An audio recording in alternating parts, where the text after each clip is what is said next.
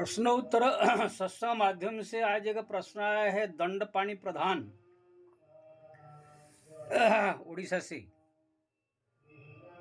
उनका प्रश्न है कि महाराज नाम जप तो बहुत सरल है, आप बताते हैं जपना चाहिए, लेकिन ये घोर कलियुग का प्रभाव इतना है, चारों तरफ जो अनाचार अत्याचार और भोग विलास, इससे मन भटक जाता है, जप हो नहीं पाता है।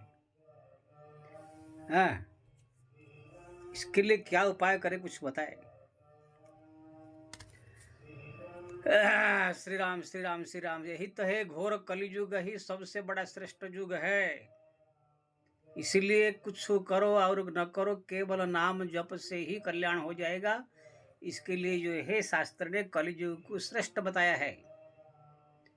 कलियुग समयुग आन नहीं, जे नर कर विश्वास, गाय राम नाम गुण मला, भवतर विनहि प्रयास। तुलसीदास जी कहते हैं कि एक कलियुग समान कोई दूसरा युग नहीं है। सत्य युग में बड़ी तपस्या करने से भगवान मिलते थे, प्रसन्न होते थे।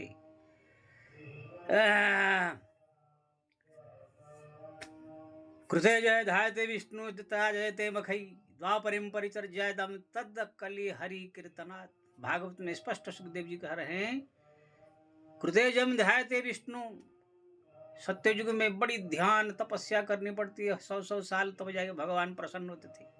त्रेता में बड़े बड़े यज्ञ आराधना करने से प्रसन्न होते थे। द्वापर में बड़ी बड़ी पूजा साधना और तपस्या करने से। तत् कलि हरि कीर्तनाद, केवल हरिनाम जप से ही इसी कलियुग में वही प्रसन्नता भगवान को प्राप्त होती है। इसलिए सुखदेव जी आगे भी कहते हैं कि देवता लोग को भी चाहते हैं कि कलियुग में हमारा जन्म हो। सत्ययुग के जितने प्राणी थे वो भी सोचते हैं कि हमारा कलियुग में जन्म हो। और मनुष्य का शरीर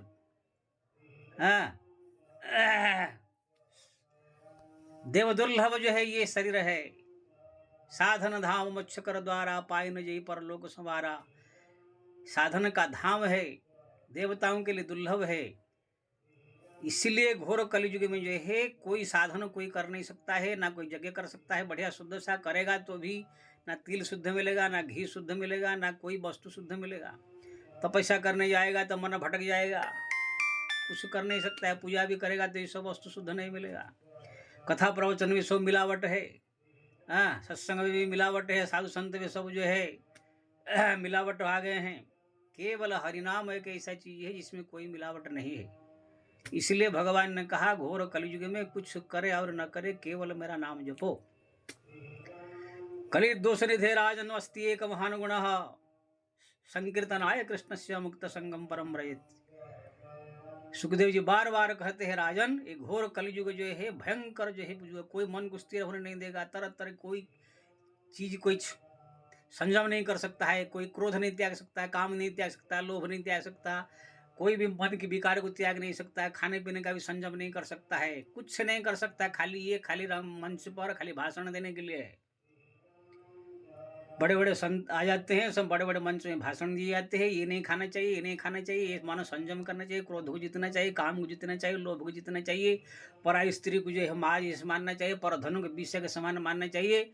वही जो प्रवचन करने वाला को अगर कहाँ पर पराई धन मिल जाए, 2-4 करोड़ कहाँ पर रखा हुआ, तो वही वहाँ पर टूट पड़ेगा। ये सब खाली कहने के लिए रह गया प्रवचन में। कोई एक भी ना कहने वाला पालन कर सकता है, ना सुनने वाला। अगर कोई करे तो उनके बंधन है। मैं मना नहीं कर रहा कि नहीं करना है, लेकिन होगा नहीं, मैं गारंटी दे लिख के दे सकता हूँ 100%। ये घोर भयंकर जुगा।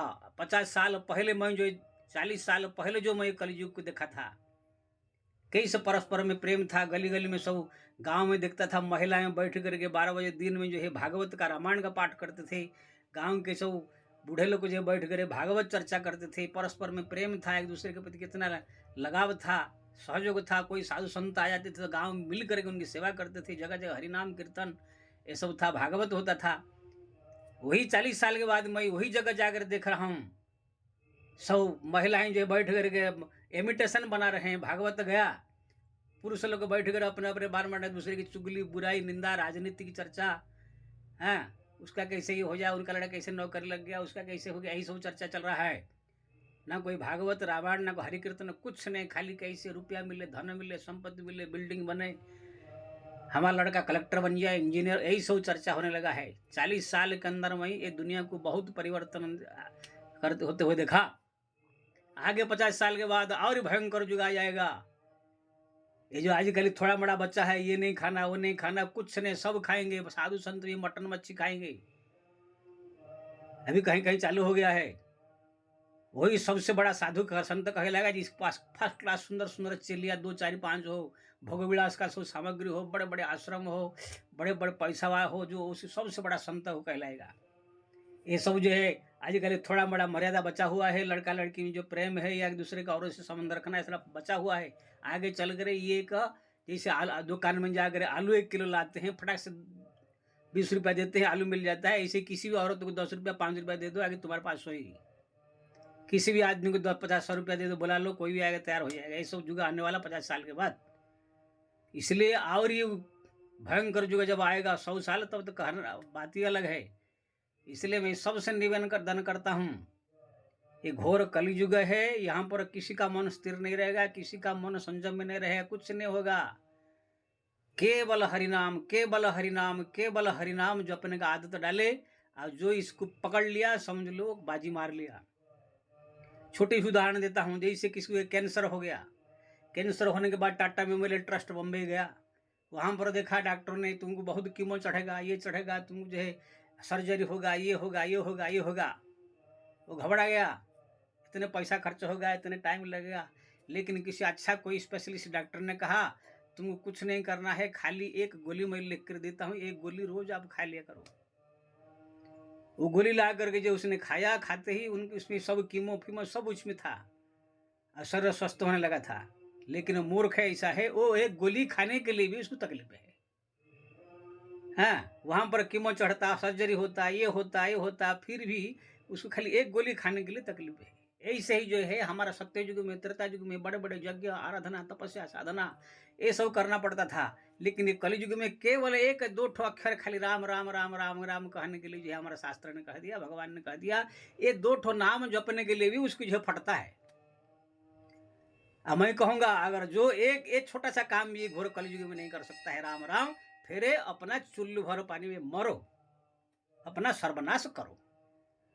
इसके आगे आप कोई सहज सरल पंथ तुम गली नहीं। मैं कितने वीडियो में बता दिया, जो इच्छा खाओ, जो इच्छा पियो, जो इच्छा करो, केवल हरिनाम पकड़े रहो।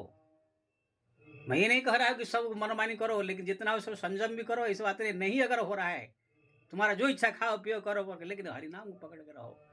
जैसे एक ही गोली खाते रहो, तुम्हारा सब कैंसर कंट्रोल में रहेगा। ऐसे ही जो है एक ही जो है हरिनाम पकड़े रहो, तुम्हारा सब कुछ काम बन जाएगा। अगर इतना भी नहीं कर सकते, चुल्लू भर पानी में बूढ़ी मरो। जय श्री राम।